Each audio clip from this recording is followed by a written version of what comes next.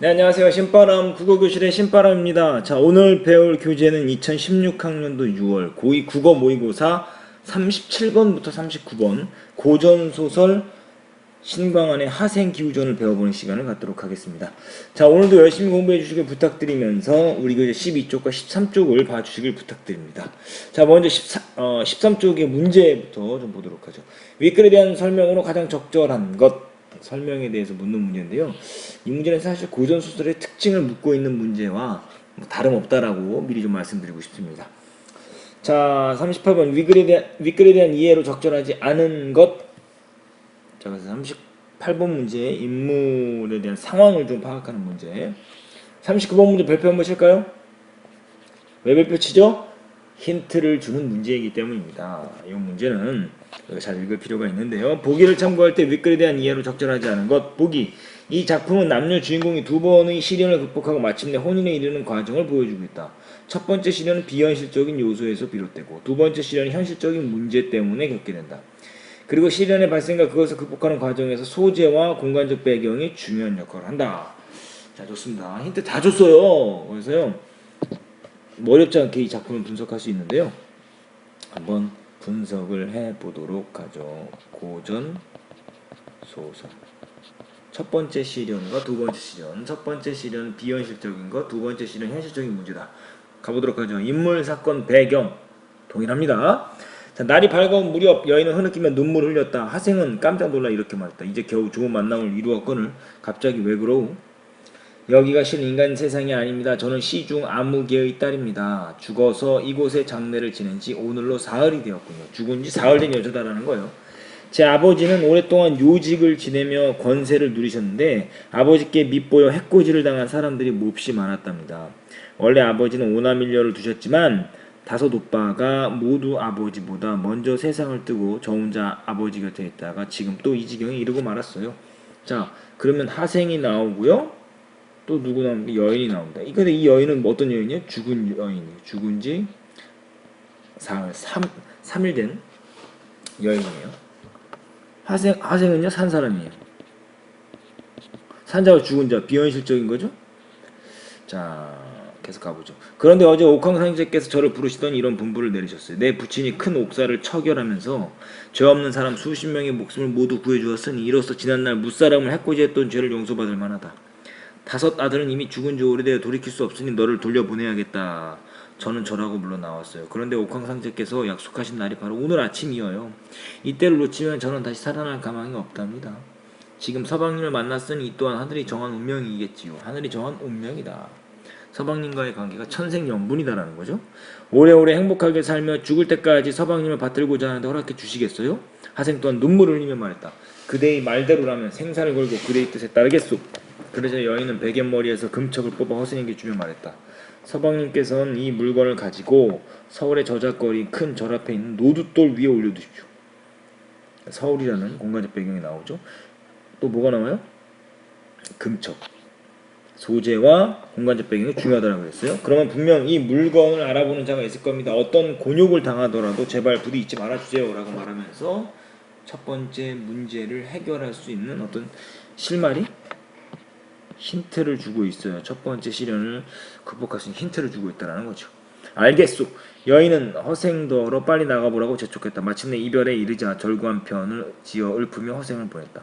산이와 처음 지고 산새들 지저귀더니 봄 소식 어느덧 어둠 속에 돌아오네. 생사를 맡겨 은혜가 막중하니 어서 금척 들고 인간 세계로 나가셔요. 하생이 집을 나와 몇 걸음 가다가 뒤를 돌아보니 새로 쓴 무덤만이 하나 있었다. 그 여인의 집이 무덤이었다는 거죠. 중략줄거리. 하생은 큰 절 앞 노두돌에 금척을 놓아두었다. 얼마 뒤 하생은 소복을 입은 여인과 사내종 2명에게 온갖 수모를 당하고 시중의 집으로 끌려간다. 시중을 만난 하생은 전날 밤 자신이 겪은 일을 말해준다. 시중은 차츰 얼굴에 부끄러운 빛을 띠더니 한참 뒤 이렇게 말했다. 어찌 그런 일이 있을 수 있단 말인가? 이거 믿을 수 있다 없다. 믿을 수 없다라는 거죠. 그때 주렴 안에서 울음 섞인 목소리가 들렸다. 헤아리기 어려운 일이니 철저히 확인하고 나서 죄를 주어도 늦지 않겠어요. 저 선비의 이야기를 듣자니 평소 우리 딸 아이의 용모며 옷차림과 많이 똑같아요. 시중이 말했다. 그렇고 즉시 삽과 삼태기를 준비하고 가마를 대령하라. 내가 직접 가봐야겠다. 시중은 하인에게 하생을 지키게 하고 길을 나섰다. 무덤에 이르니 봉분의 모습은 예전 그대로 변함이 없었다. 시중은 의아히 여겨 무덤을 파보았다. 무덤 속에 따른 안색이 산 사람 같았다. 심장 있는 쪽을 만져보니 조금 온기가 있는 것이 아닌가? 시중은 유모를 시켜 딸을 안게 하고 가마에 태워 집으로 돌아왔다. 무당이나 의원을 부를 겨를도 없이 가만히 안정을 취하도록 할 따름이었다. 해질녘이 되자 시중의 딸이 깨어났다. 이 첫 번째 시련에 뭡니까? 극복. 해결이 됐습니다. 첫 번째 시련이 해결돼서 살아났어. 비현실적인 요소. 산장을 죽은 자였는데 죽은 자가 살아났어요. 여인은 부모를 보더니 한번 가느다라는 소리를 내어 흐느꼈다. 기분이 차츰 진정되자 부모가 물었다. 내가 죽고 난 뒤에 무슨 이상한 일이 있었니? 저는 꿈인 줄만 알고 있었는데 제가 정말 죽었었나요? 별다른 일은 없었어요. 여인은 그렇게 말하면 뭔가 수줍어하는 기색이었다. 부모가 무슨 일이 있었는지 재차 캐묻자 여인은 어쩔 수 없이 이야기를 시작하는데 하생이 했던 말과 꼭 들어맞는 것이었다. 온 집안 사람들이 무릎을 치며 놀랐다. 이제 하생은 그 집 사람들에게 몹시 융숭한 대접을 받게 되었다. 며칠이 지나자 여인은 평상시의 모습을 완전히 회복했다. 시중은 하생을 위로하기 위해 성대한 잔치를 베풀었다. 고마움의 잔치겠죠? 그 자리에서 시중은 하생의 집안에 대해 묻고 또 하생이 혼인했는지 여부를 물었다. 하생은 아직 혼인하지 않았다고 말한 뒤 부친은 평원 고을의 유생으로 오래전에 작고하셨다고 대답했다. 시중은 고개를 끄덕이더니 안으로 들어가서 아내와 의논하였다. 하생의 용모와 재주가 참으로 범상치 않으니 사회를 삼는다 해도 문제될 건 전혀 없겠소만 집안이 서로 걸맞지 않구려. 두 번째 위기네요. 더구나 이번 일을 겪는 일이 너무 괴상망측하고 보니 이 일을 계기로 혼인을 시켰다가는 사람들의 입에 오르내리지 않을까 싶소. 집안이 너무 걸맞지 않다. 이게 현실적인 문제죠. 집안차. 그래서 나는 그냥 재물이나 후하게 주어 살인하는 것으로 끝냈으면 싶소. 부인이 말했다. 이 일은 당신이 결정할 문제인데 내가 어찌 제가 나서겠어요? 하루는 시중이 또 잔치를 열어 하생을 위로하며 하생의 소원을 물었는데 혼사에 관한 언급은 일절 없었다.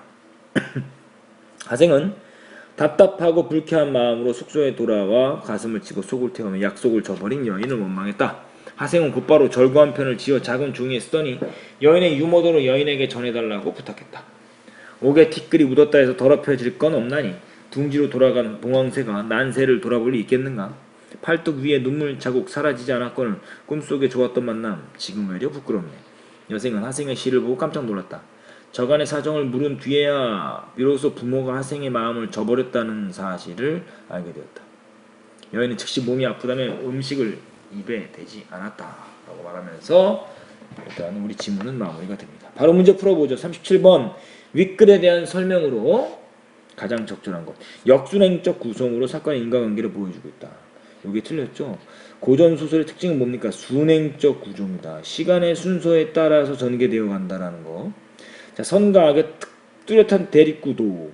선과 악, 물론 갈등이 나타나긴 하지만 그것이 선이고 누가 악이다라고 정확히 이야기할 수는 없습니다. 3번 서술자가 작중상의 사건을 전지적 입장에서. 이게 고전소설의 특징이죠. 전지적 작가 시점이고 순행적 구조다라는 거. 자, 4번 구체적인 배경 묘사를 통해 구체적인 배경 묘사 없지요. 왜요? 일대기적 구성을 하는 그 고전 소설로서는 구체적으로 배경을 묘사하기가 어렵다라는 거죠. 그냥 구체적이지 않고 그냥 뭐 서울의 어디 뭐 이런 식으로 저작거리 어디 뭐 이렇게만 이야기하고 있기 때문에 구체적이다라고 말할 수는 없습니다. 5번 두 편의 삽입시는 들어있어요. 모두 주인공이 맞이하게 비극적 운명 암시 그건 아니다라는 거죠. 그래서 정답은 3번이다라고 말씀드릴 수 있습니다. 38번 윗글에 대한 이해로 적절하지 않은 거죠. 윗글. 자, 한자성어 문제와 겹쳐진 겁니다. 여인은 자신이 하생과 천생연분 하늘이 맺어준 것입니다. 하늘이 정한 운명이겠지요 라고 말하죠. 천생연분 맞습니다. 여인은 하생에게 자신이 처한 상황의 자초지종 뭡니까? 처음부터 끝까지 자세히 전과정 이렇게 이야기하는 거. 처음부터 끝까지 전과정 자초지종 이야기하고 있죠.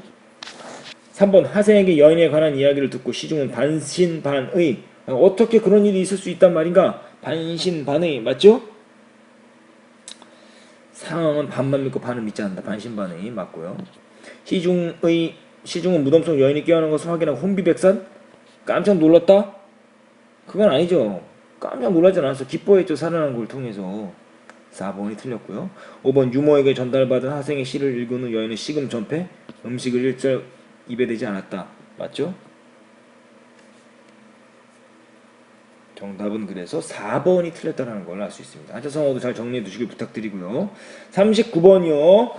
답지 바로 들어갑니다. 1번 여인의 집이 무덤이었다는 점을 비현실적인 요소. 그렇죠. 무덤이었다는 거 비현실적인 거 맞죠. 2번 하생이 첫 번째 시련 혼인을 약속한 대상이 죽은 여인. 혼인을 약속한 대상이 죽은 여인이었다. 맞습니다. 3번 하생이 여인에게 받은 금척은 첫 번째 시련을 극복하는 데 도움이 되는 소재 맞지요. 4번 시중이 집안 차이라는 현실적 문제로 둘의 혼인을 반대하는 것이 두 번째 시련. 집안 차이 맞죠. 집안의 수준이 맞지 않는다라고 이야기했습니다. 자 5번이 틀렸는데 왜 틀렸냐. 시중의 집에서 하생을 위해 잔치를 베푼 것은 두 번째 시련을 극복했다? 아니죠. 살려줘서 고맙다. 살려준 것에 대한 고마움을 표현하는 위로하는 자리였다라고 나와 있습니다. 자 이렇게 정답은 5번이고요. 37번부터 39번 문제를 다 풀어보았습니다. 오늘 배운 부분을 복습하시고 여러분들이 틀린 부분이 있다면 여러분들이 어떤 생각을 잘못해서 틀렸는가 사고의 오류를 반드시 수정 보완하는 시간을 갖길 바랍니다. 자 오늘도 열심히 공부해 주셔서 감사합니다. 그럼 다음 시간에 다시 만나요. 소년이여 야망을 가져라.